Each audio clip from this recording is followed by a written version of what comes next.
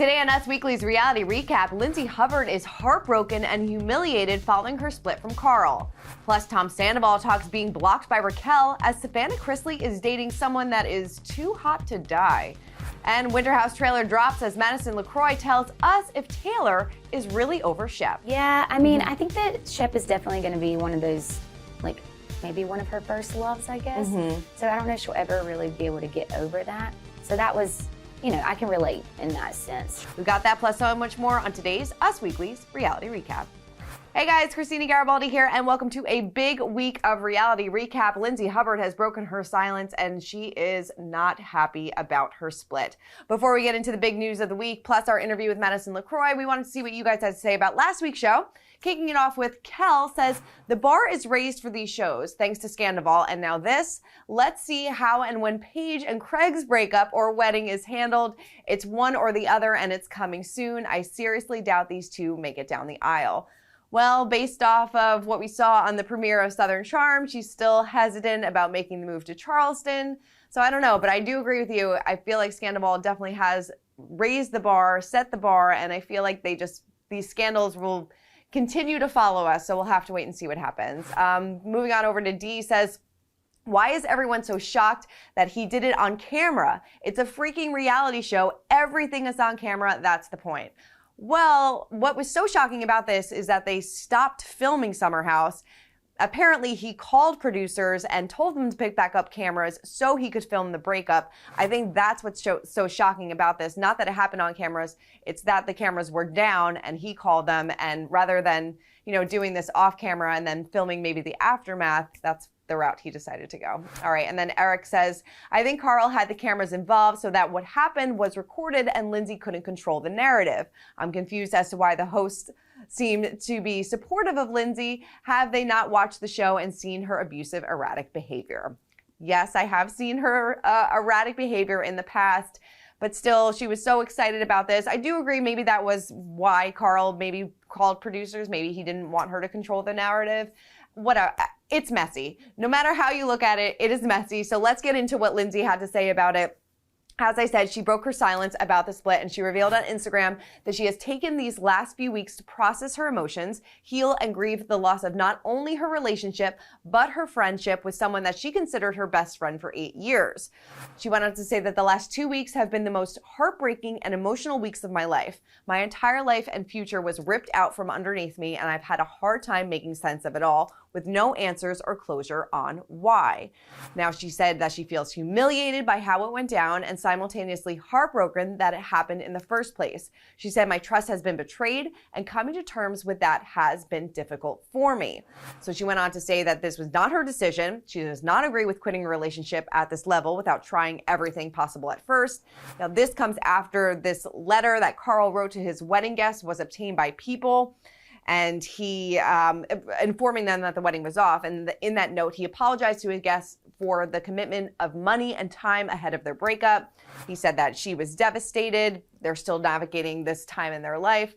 I mean, it does seem like this was totally ripped out from underneath her. Just a few weeks ago, she was celebrating her bridal shower. He was there. They were set to get married in Mexico in November. Her guests still can't get their money back. So either they're going to make a trip out of it or they're going to lose their money. So it's definitely a very complicated situation. I know Craig spoke out in an interview recently saying that once we see Summer House, a lot of the pieces to this puzzle will start making sense and be put together. So I'm sure maybe this summer there was a lot of fighting, a lot of tumultuous moments, but I don't think that she ever thought that he would break up with her, and in such a public way, just months before the wedding.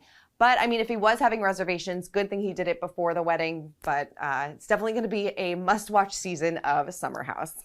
All right, well, Tom Sandoval is determined to have the last laugh after Raquel revealed she blocked him on social media. This may be my favorite story of the week. He told Variety, when somebody said she blocked me, I was like, oh, okay, whatever. Maybe her parents were going to dock her allowance this week or something, but to post that on her story is pretty childish. Come on, Tom. I just wished her a happy birthday. I didn't think she had a lot of people reach out to her, so I wanted to. I mean, if she's working on herself, I think it's a little immature. It's a little thirsty to post that. So, as we know, Raquel returned to Instagram recently, Tom wished her a happy birthday on Instagram, writing, "Rachel, I really hope you're finding peace and happiness. Miss you, friend." She then shared a screenshot of Tom's Instagram account, which she has now blocked. I mean, kudos for Raquel blocking Tom. I mean, maybe childish, no, but she wants that toxicity out of her life. He should just leave her alone.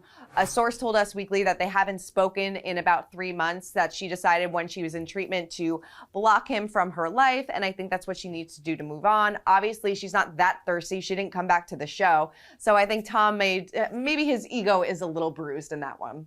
All right, moving on over to a very interesting story this week. We don't usually talk about the Chrisleys, but this was too good not to share. Savannah Chrisley is currently dating Robert Shiver. So he is a football player who survived a murder-for-hire plot allegedly set up by his estranged wife, Lindsay Shiver, with whom he shares 3 kids. So Savannah said on the Vile Files, "This guy that I'm talking to, his wife just tried to kill. It's fine. He's a normal person and I love it." She said it's very, very new between them and they're still getting to know each other. She said that she already loves his heart and the ability to listen and to understand and communicate. She did make it clear to Nick Viall that she won't go into detail about Robert's drama with his ex, revealing that she vowed to never speak about it, even though she's doing that now. She said, "There's kids involved. I just have so much respect for them. I would never say this is what happened. That's what happened. That's for them to talk about when they're ready to talk about it."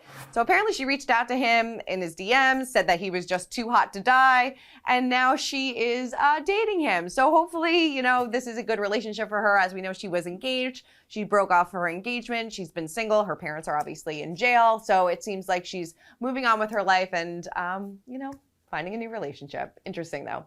All right, well, I'm so excited because Southern Charm is back and we couldn't be more excited. Like I said, the first episode starts off with some serious drama between Craig and Taylor.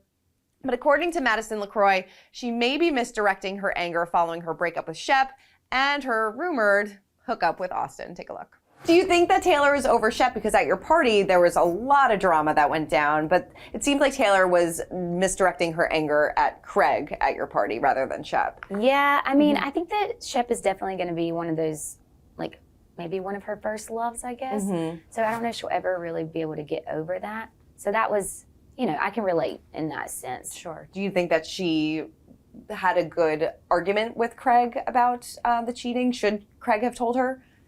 No. Yeah. I mean, come on. Right, like, I know. The loyalty is, yes. yeah. The loyalty is there. And the 3 of them, you're not breaking that up. No. So I told her, I was like, first mistake is that you thought that he was more of your friend than Shep's or Austin. Right. The 3 of them are going to go down with the ship. Yeah. I mean, come on. Look how that turned out for me. It was like, I just had to accept the fact that, like, I'm backing up. Yeah. But are you happy to be like, oh, Austin's not my problem anymore? Yeah. Oh my God. Are you kidding me? Yes. Very happy. Were you, because, you know, a big storyline this obviously this season is the whole Austin and Taylor hookup drama. When you first heard that, what was your initial reaction? Oh no. I was like, no, not one of your best friends. Yeah. So that was kind of hard to hear. More so for Olivia's sake, because, I mean, girl code. Yeah. We know the guys are going to break it, but the girls, I don't know. And I didn't expect it out of her, honestly. Yeah, no, definitely. Do you feel like Olivia obviously took it a lot harder than Shep? Yeah. Yeah, I think we realized Shep's just like, okay, saw that coming, but really? Yeah. Did you see it coming? Because I know that they were very close friends, that Austin was there for her during the breakup, but did you ever think that they would cross that line? Well, at the reunion, I was the first one to literally say, this is what's happening. Accept it or not, but they're into each other. Yeah. I mean, first off, who cries when their boyfriend and then fight? Why was Austin crying over, you know, Shep and Taylor's drama back last year? So I knew, Do you think that they would make a good couple? I do. I do think they would make a good couple. I mean, maybe they'll just live their life and screw what everybody else thinks, but at the same time, you know, you are hurting a friend. Yeah. Do you think Taylor and Olivia will ever get back on the same page, or do you think that that friendship is kind of done? And was it hard? Was Taylor kind of ostracized from the group then after this kind of came out? Yeah, I do feel that, I mean, me personally, I would never be friends with somebody like that, but Olivia's a nice girl, so I think that she'll probably end up becoming friendly again. Are you still friends with Taylor? Yeah, we're friendly. I don't trust her.